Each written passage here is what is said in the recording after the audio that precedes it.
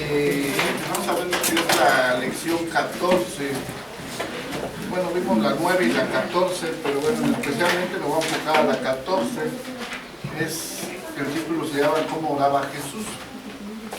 Entonces, vemos que cuando el Señor Jesús estaba en su ministerio, vemos que sus discípulos pues, lo veían orar, ¿verdad?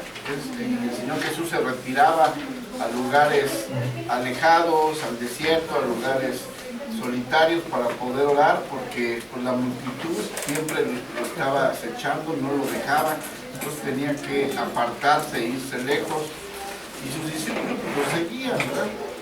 Y lo observaban. Entonces, pues ellos nada más veían, hasta que vemos ahí en el Evangelio de Lucas, en el capítulo 11, donde nos dice la palabra, nos dice lo siguiente: aconteció que estaba Jesús orando en un lugar, y cuando terminó uno de sus discípulos le dijo: Señor, enséñanos a orar, como también Juan enseñó a sus discípulos. Entonces, ese es el versículo clave de esta lección, donde sus discípulos pues despierta ese interés en ellos de aprender a orar, ¿no? Porque vieron que la oración era lo que hacía que el Señor Jesús pudiera hacer milagros, pudiera tener ese poder ministrar, poder hablar. Entonces ellos se dieron cuenta que de ahí esa era la fuente, ¿verdad? La fuente de la sabiduría. Entonces despertó ese interés. Aquí habla de un discípulo, no se sabe quién, pero pues por lo que sabemos seguramente fue Pedro, de los más cercanos, o Juan, alguno de ellos, pero él le pide al Señor que les enseñe a orar. Y entonces, pues a lo largo de este manual hemos estado precisamente analizando varios tipos de oración, ¿verdad? Varios personajes que habla la Biblia, y vemos cómo oraban. Pero sabemos que la oración ideal y la oración modelo, pues es la que nos dejó el Señor Jesús, precisamente hablando en Lucas 11 o en Mateo 6, que hay un poquito de diferencia en cuanto a los evangelios, pero realmente es la misma, ¿sí? La misma oración, es el modelo de oración al que nosotros nos tenemos que apegar. Pero bueno, entonces cuando vieron los discípulos que esto pues era importante, que ellos observaban al Señor que hacía milagros, que hacía cosas, ellos vieron esa necesidad, ¿verdad?, de hacerlo, por eso, pero ellos no sabían cómo hacerlo, por eso le piden que les enseñe. Entonces, en primer lugar, podemos decir que fueron testigos, en el caso de Jesús, que la oración era una necesidad. O sea, una necesidad. Eso es lo que para nosotros tiene que volverse la oración, una necesidad.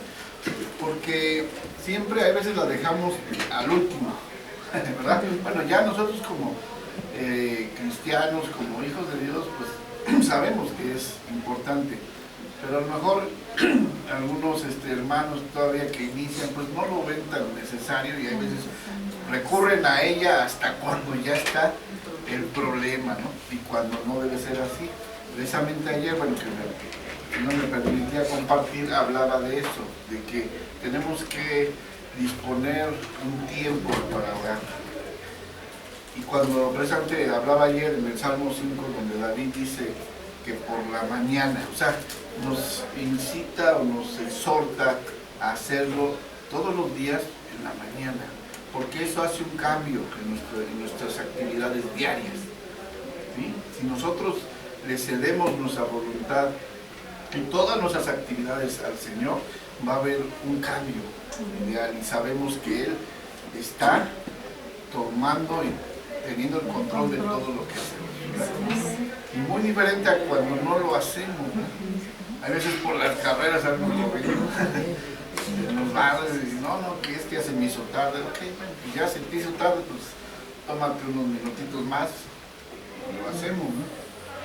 Sí, porque a todos nos pasa, creo yo, ¿verdad? Entonces, pero esto, lo que nos deja esa enseñanza anterior de la clase pasada, de que nosotros tenemos que tener hacerlo esa necesidad, y no tanto por imposición, porque digamos, es que tengo que orar, ¿no? No, tiene que ser un deleite orar, un deleite. Eso es lo que veíamos la semana pasada. Entonces, los discípulos era algo más, de alguna manera que, bueno, era lo que veían, y aquí en el manual nos dice, nada más se los leo rápido, ahorita, dice, era algo más que una costumbre ocasional por su parte, era una costumbre de toda la vida, era una actitud de mente y de corazón, y era el ambiente en el que vivía, era en el aire mismo que respiraba. El apóstol Pablo pues nos anima precisamente a orar sin cesar, y al contemplar estos discípulos a Jesús vieron que oraba efectivamente sin cesar. Ahí vemos otro punto, sin cesar, porque esto ya debe ser parte de nuestros hábitos, nuestra vida diaria, el orar. Entonces los discípulos se asombraban por lo que el Señor Jesús hacía, y entonces pues el Espíritu Santo es el que de alguna manera les abrió el entendimiento a los discípulos para que ellos vieran vieran que realmente lo que el Señor Jesús estaba haciendo, y que ellos tenían que aprender, ¿verdad? Porque hay veces, de igual manera, nosotros lo vemos o leemos la palabra, pero hay veces, si no le pedimos al Señor que nos ayude, pues no vamos a entender muchas cosas, o no vemos muchas cosas, nos las saltamos, ¿verdad? Por alto, las pasamos por alto. Bien. Entonces, tenemos también aquí un ejemplo que nos daba en el caso de la pesca milagrosa, que ya es muy conocida, pues por nosotros se ha hablado mucho de esto de Pedro, ¿verdad? Cuando el Señor le pide que eche la red, que una vez acabando el Señor sus actividades, pues bueno, le pide a Pedro que bogue más adentro y que eche la red, ¿verdad? Pero ahí vemos, aún viendo ya Pedro que el Señor Jesús oraba, lo hacía, tenía esa disciplina, pues ellos pues vieron, ¿no? que eso era, de alguna manera el Padre le daba esa fuerza, ese poder al Señor para hacer todas las actividades del día. Y entonces cuando el Señor Jesús le dice, echa la red, ¿él qué dice? No, pues si yo ya venimos de pescar, ¿no? Toda la noche. Entonces, aquí precisamente nos deja ver que él no había creído en esa parte. ¿Por qué? Porque él dice, pues si yo siendo pescador de toda la vida, yo sé dónde hay peces y dónde no hay. Ahora, ¿tú qué me dices? Vienes y me dices que eche la red, pues venimos de hacer eso, ya la echamos aquí, ya la echamos allá. Y entonces dice, pero bueno, en tu nombre la echaré. ¿Y qué pasa? ¿Verdad? ¿Qué pasa? Entonces vemos que pues hay una abundante pesca, ¿verdad? Entonces que a tal grado que tuvieron que llamar a los demás. Entonces ahí podemos ver realmente pues que la oración pues va también ligada con la fe, ¿no? Si no hay fe, la oración es vana. Así oremos mucho tiempo, 1 hora, 2 horas, lo que sea. Si no lo creemos, hermano, pues difícilmente de nada sirve. Es vano. Entonces ahí vemos la incredulidad de Pedro. Y bueno, ya como sabemos, Pedro pues era una persona, dice que necia, ¿no? Entonces, ¿mandé? Entonces, sin embargo, dice, bueno, entonces no lo hago, ya lo hizo, obedeció y ve la respuesta. Son ejemplos que nos da. La segunda cosa que vimos también es, dice, la segunda cosa que vio este discípulo en Jesús fue que la oración no solo era necesaria. Estoy en la 74, pues, que no era necesaria, sino que era además algo perfectamente natural. No había la más mínima lucha por su parte a la hora de orar. No tenía que obligarse a sí mismo, porque para él la oración no era un acto de autodisciplina o de obligación. ¿Sí? Para él no fue nunca una obligación, sino un deleite. Es lo que les comentaba. Sí. Entonces, a nosotros hay veces, pues sí nos cuesta, ¿no? ¿Por qué? Pues a lo mejor en algunas ocasiones, pues por las circunstancias, trabajo, todo, a veces dice, híjole, ¿no? Nos cuesta, pero es parte de lo que nosotros tenemos que hacer. ¿Sí? Y les digo, no debe ser por obligación, sino un deleite, porque sabemos que la oración es el medio por el cual nosotros tenemos comunión con Dios, o sea, no con cualquier persona, sino con Dios. Y a veces no dimensionamos esa parte, ¿no? Lo importante que es. Enseguida ahí nuestro manual dice, ahora bien, esto no significa que nuestro Señor no necesitase tiempo para orar, ni que no tuviese que hacer tiempo para la oración en su programa. Tenía que tomar decisiones, entre otras cosas, ¿sí? Entre otras cosas que exigían que le dedicase un tiempo y que amenazaban con privarle de ese tiempo para la oración. En algunas ocasiones pasaba horas y hasta noches enteras en oración. ¿Sí? O sea, queremos ser como él. Entonces, bueno, pues estamos aprendiendo, ¿no? Pero bueno, vemos que él noches enteras pasaba, ¿no? Dice, ocasionalmente cuando las multitudes resultaban demasiado numerosas y le exigía demasiado, se escabullía, o sea, se iba.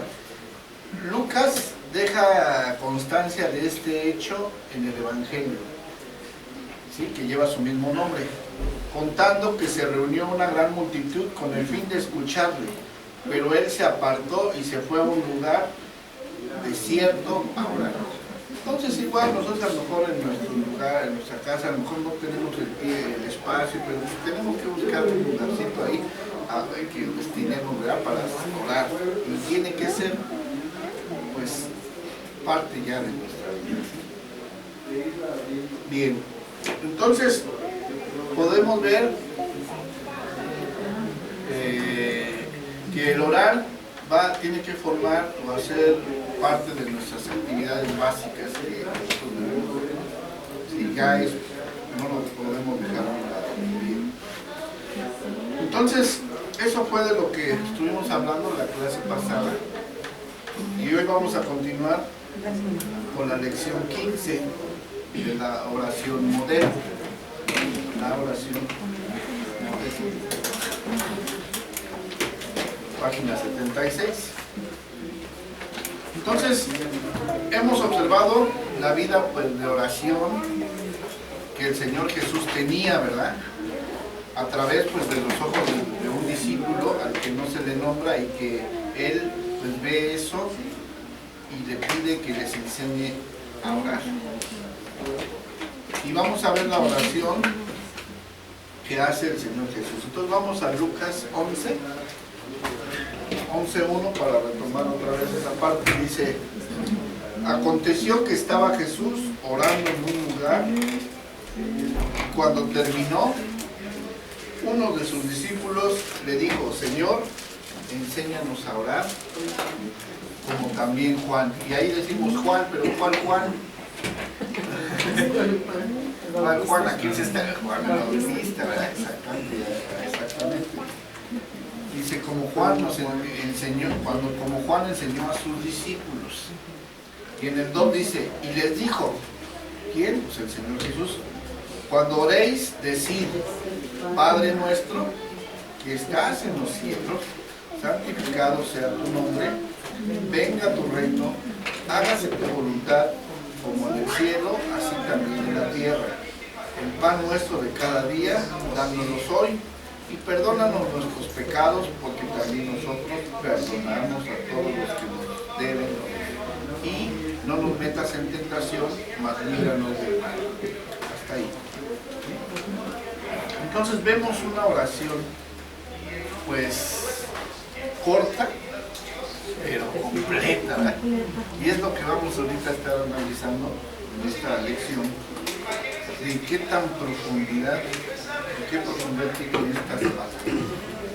Porque hay veces igual, pues, me incluyo, yo estoy aprendiendo también, el Señor me está enseñando a orar, y hay veces pues habla uno de cosas que a lo mejor no tienen nada que ver, ¿verdad?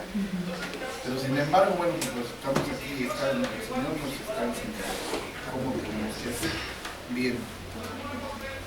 Entonces podemos ver aquí dos puntos importantes que precisamente el autor aquí se enfoca al primer punto de cuando habla, dice Padre nuestro. ¿A qué se refiere Padre nuestro? Bueno, ahí en la página 77, vamos a nuestro manual,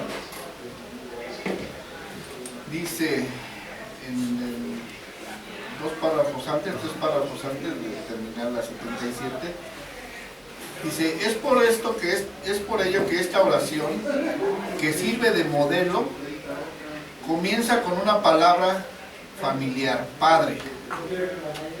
Permítame enfatizar que es Padre y no Papito. ¿Sí? Papaito, dice, Papaito. Bueno, pues ándale, Papito, etc. Dice: existe una reverencia en cuanto a la palabra Padre, que está totalmente ausente de algunas expresiones actuales de paternidad. Y sin duda, esta es la nota que el Señor quiere que captemos al comenzar nuestro estudio de esta oración. Pues es esencial que sepamos a quién le estamos orando. Entonces es el punto clave, ¿no? Por eso normalmente en nuestra oración empezamos Padre, porque tenemos que dirigir nuestra oración hacia aquí. Y tenemos que, pues, dirigirnos con respeto, ¿sí? Con obediencia, pues sí, de alguna manera eso, ¿no? Con respeto, exaltándolo, ¿no? Pero identificándolo como un Padre que es. Entonces, cuando oramos no estamos hablando acerca de Dios, no estamos participando en un diálogo teológico, estamos hablando con Dios. ¿Sí? Vamos a hablar directamente con Él y por lo tanto es esencial que entendamos a quién le estamos hablando. Nuestro Señor lo resume todo en esta maravillosa y descriptivas palabras y nos dice que la verdadera oración, ahí está lo importante, que la verdadera oración debe empezar con el concepto de Dios como Padre. Salud. Ay, gracias. A lo mejor por ejemplo, cuando nosotros le hablamos a nuestros hijos, ¿cómo les decimos? Por su nombre, ¿no? Por su nombre, ¿no? Sí, no, luego le dices los nombres y al último el que es. Entonces, a lo que nos deja ver esto es que tenemos que ser directos, exactos, ¿no? No dar específicos, no estar dando tanto. Eso es a lo que nos lleva la actualidad. Entonces, si nosotros somos hijos, ¿qué es para nosotros? Nuestro Padre. Nuestro Padre. Y Dios, pues sí, a veces ocupamos mucho la palabra Dios, pero lo más correcto es pues, Padre, a Él. Porque bueno, sabemos que en el mundo hay infinidad de dioses también, lo vemos por ese lado, ¿sí? Entonces, Dios, pero ¿a quién te está refiriendo? Nuestro Padre, ¿verdad? Bueno, entonces, podemos aquí observar que dice, debemos escucharle, siguiente página, debemos escucharle y acudir ante Él como hijos. Debemos escucharle y acudir a Él, ante Él, perdón, como hijos, con confianza y sencillez, con la absoluta sinceridad de un niño. De lo contrario, no es una oración.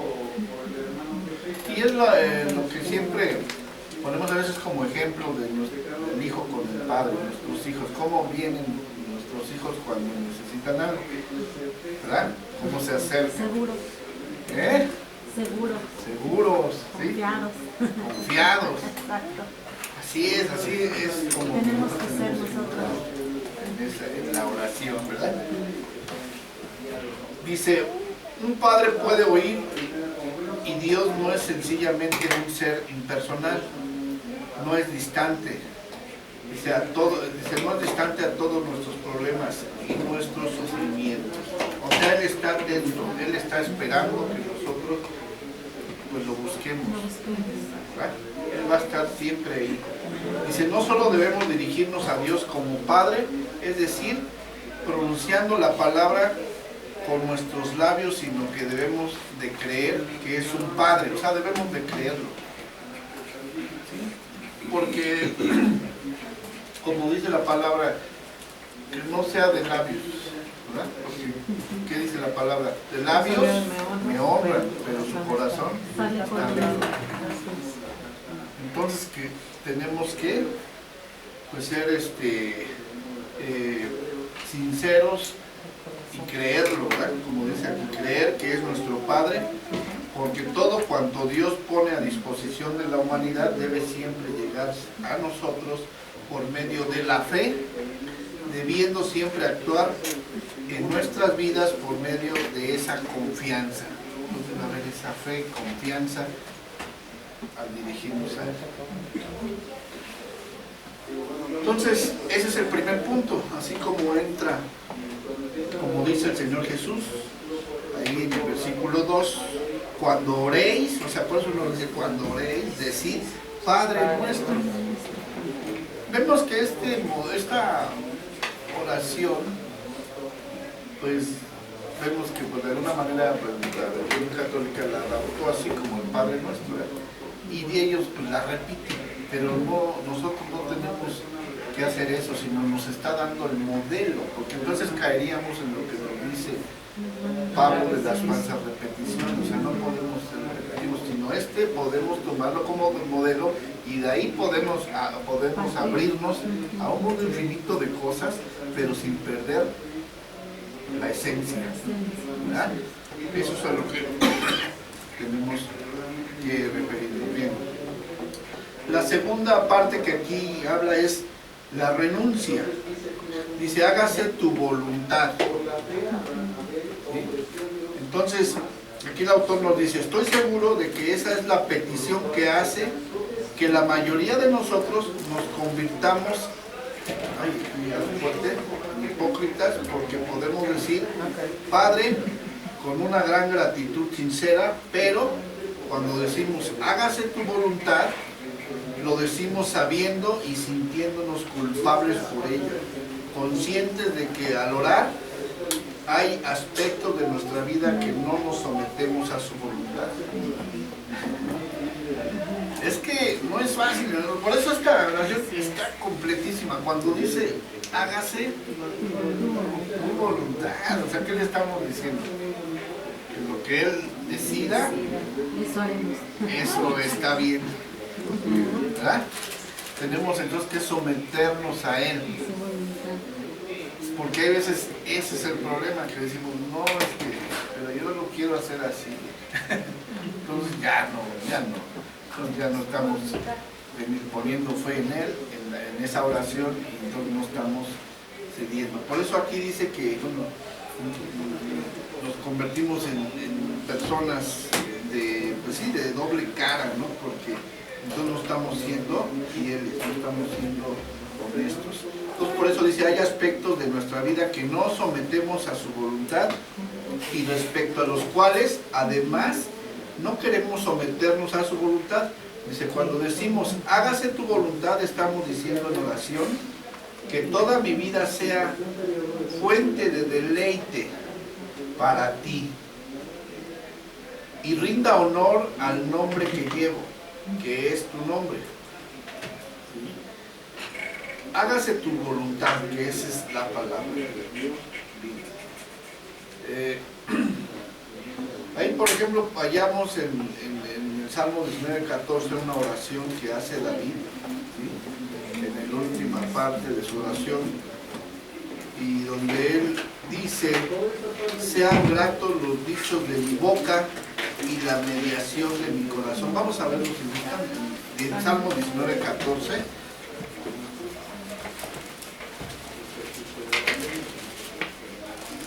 Salmo 19:14. A ver, alguien que me ayuda.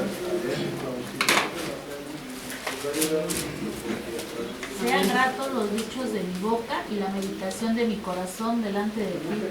Oh Jehová, roca mía y redentor mío. Así es, gracias. Entonces lo que está diciendo ahí en la oración que está haciendo David en ese momento, está concluyendo su oración y donde le está cediendo que se haga su voluntad de él. Y con eso cierra su oración. Entonces, por eso les digo, es un modelo, pero debe de incluir nuestra oración todos esos puntos. A lo mejor aquí está al final, ¿verdad?, de la oración de David, pero sin embargo la incluye, le dice, sí, está bien, pero que se haga lo que tú quieras. Entonces esto es lo importante. Dice, el problema consiste en que con bastante frecuencia sabemos que existen importantes aspectos de nuestra vida que no nos sometemos a su voluntad, ¿verdad? Dice, existen ciertos monopolios que nos hemos reservado a nosotros mismos, aspectos privilegiados a los que no queremos renunciar, en los que el nombre de nuestro jefe o de nuestra novia, bueno, ya nos damos ejemplos, o novio, o algún otro ser querido, significan más para nosotros que el nombre de Dios, ¿sí? Porque ahí nos está diciendo claro, o sea que son cositas que no queremos dejar y que decimos, no, Señor, ¿cómo crees? No. Entonces nosotros no estamos cediendo a su voluntad, ¿verdad? Entonces, por eso ahí decimos que no estamos siendo sinceros. Entonces, enseguida dice, pero cuando oramos así, si es que somos sinceros y si es que somos abiertos y honestos en nuestra oración, realmente estamos diciendo, Señor, te abro todos los rincones de mi vida. Quiero sacar cada uno de los esqueletos para que tú los examines y sea hecha tu voluntad. ¿Sí? Entonces es eso, ¿no? Tenemos que ceder todo. Por eso dice lo que tengamos ahí en nuestros corazones, lo más arrinconado que esté por ahí. Por eso a veces tenemos que decir al Señor que pues examine nuestra vida, nuestro corazón, porque de esa manera el Señor nos va a traer la revelación de que hay algo por ahí que a lo mejor no le estamos cediendo la voluntad, y por eso también pues, nuestra oración pues, no está surtiendo efecto, no está siendo atendida, ¿verdad?, o escuchada. Entonces tenemos que ser 100% fieles a Él. Acuérdense que cuando venimos nosotros al conocimiento de la palabra, pues ya no vivimos nosotros para nosotros, sino vivimos para Él. Y tenemos que conducir conforme a Él. Entonces esto es bastante importante, porque a veces pues sí, nuestra lucha pues, es la carne, ¿verdad?, que es difícil, pero bueno, con la palabra y sometiéndonos a Él, pues Él nos puede ayudar. Bien. Enseguida ahí dice, no podemos tener ningún contacto con Dios, no puede haber ninguna manifestación de su poder, ningún experimentar realmente la gloriosa fragancia y la maravilla de Dios obrando en una vida humana hasta que oremos de verdad. Y el segundo requisito de la auténtica oración es que digamos sea hecha su voluntad. Entonces ese es el punto. Pero no solamente somos conscientes de que cada uno de nosotros existen aspectos en los que no reverenciamos el nombre de Dios, ni nos sometemos a su voluntad, en lo que Él nos puede escribir su nombre, sino que además somos plenamente conscientes de que